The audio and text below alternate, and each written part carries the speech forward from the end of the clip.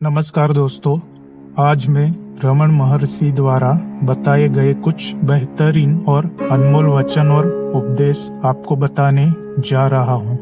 तो चलिए हम रमन महर्षि के कुछ विचारों और उपदेशों को जानने और समझने का प्रयास करते हैं। तो आप मेरे साथ चलिएगा, हम साथ मिलकर रमन महर्षि के अनमोल विचारों एवं सार्थक उपदेशों को जानने का प्रयत्न करेंगे।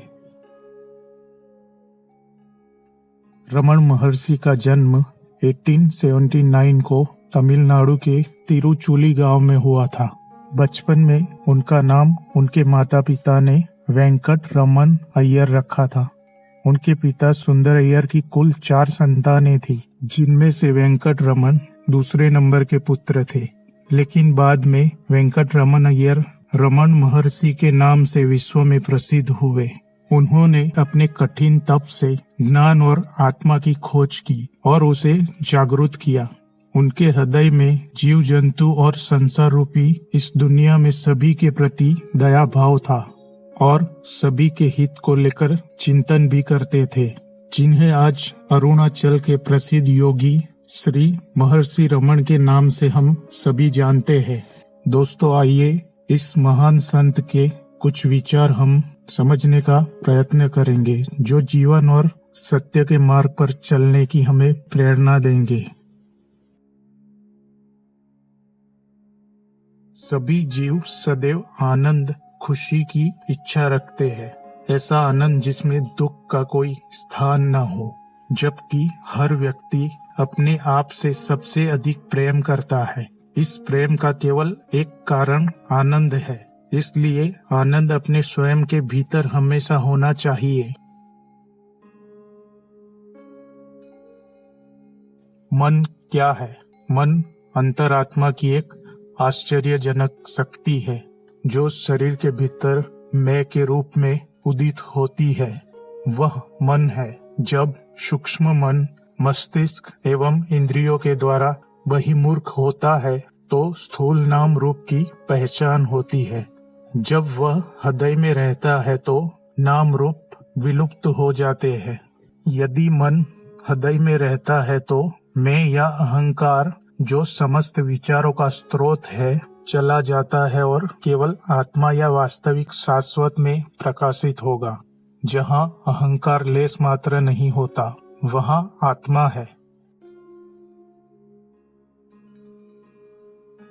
केवल शांति अस्तित्वमान है। हमें केवल शांत रहने की जरूरत है। शांति ही हमारी वास्तविक प्रकृति है। हम इसे नष्ट करते हैं। इसे नष्ट करने की आदत को बंद करने की जरूरत है। जब तक इंसान अज्ञानी रहता है, तभी तक पुनर्जन्म का अस्तित्व बना रहता है। वास्तव में पुनर्जन्म है ही नहीं। ना वह पहले था, न अभी है, न आगे होगा। यही एक सत्य है।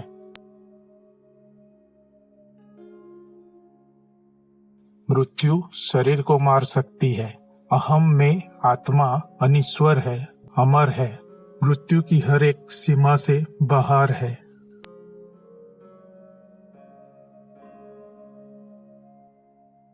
मन दो नहीं है, अच्छा या बुरा।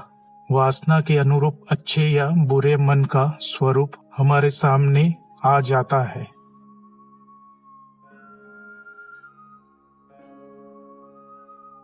सबसे उत्कृष्ट दान ज्ञान दान है।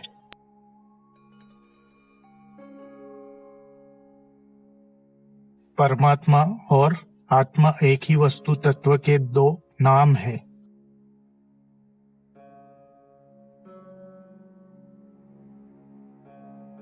अहंकार मूल पाप है। लोभ, क्रोध व मोह इसी की परछाइयां है।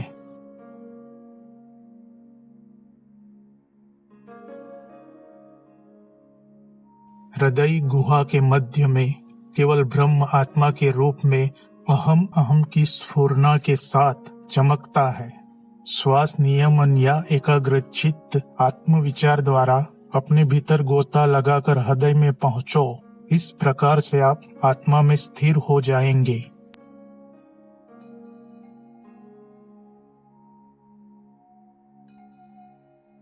अपने आप को जानो।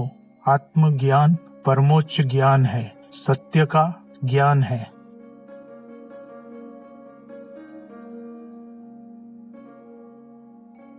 दुख का कारण बाहर नहीं है, यह तो अपने भीतर है। दुख की उत्पत्ति अहंकार से होती है।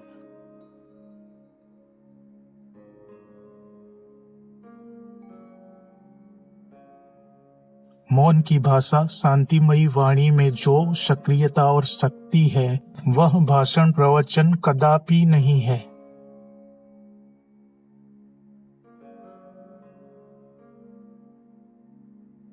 व्यक्ति समाज से तिरस्कृत होने पर दार्शनिक, शासन से प्रताड़ित होने पर विद्रोही, परिवार से अपेक्षित होने पर महात्मा और नारी से अनादृत होने पर देवता बनता है।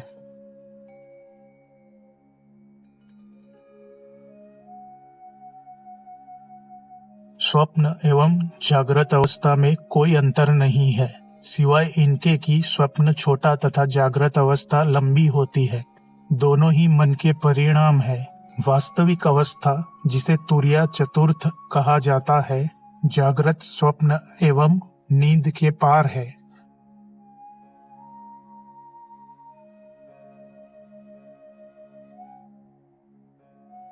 इस बात का विचार मत करो कि तुम मरने के बाद क्या होगे। समझना तो यह है कि तुम इस समय क्या हो।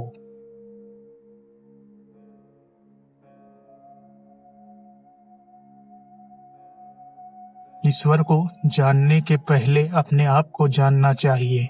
आत्मा से भिन्न ईश्वर की स्थिति नहीं है। संसार आत्मा को न जानने के कारण ही दुखी है।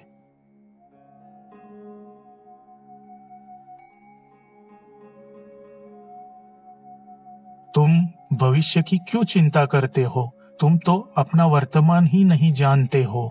वर्तमान को संभालो, भविष्य स्वयं अपने आप ठीक हो जाएगा।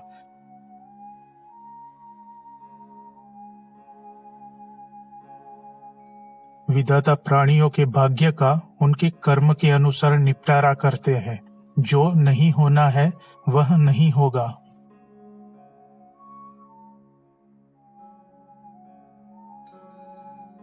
सर्वोत्तम और परम शक्तिमयी भाषा मौन है। मौन शांति का भूषण है। उपदेश तो नितांत मौन रहकर दिया जा सकता है।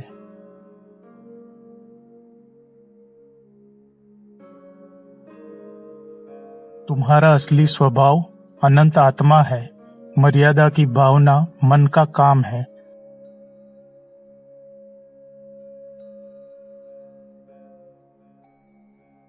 सवाल मैं कौन हूँ वास्तव में एक जवाब पाने के लिए नहीं है। सवाल मैं कौन हूँ प्रश्नकर्ता को भंग करने के लिए है।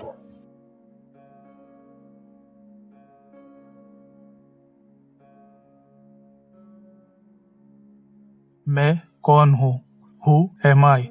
रमन महर्षि की मैं कौन हूँ पुस्तक बहुत ही प्रसिद्ध है। रमन महर्षि ने जो बताया है उसे आपको जरूर पढ़ना चाहिए और समझना चाहिए। जो भी रमन महर्षि कहना चाहते हैं उसका पूरा सार हु एम आई में मैं कौन हूँ पुस्तक में आपको पूरी तरह से उसमें वर्णित मिल जाएगा।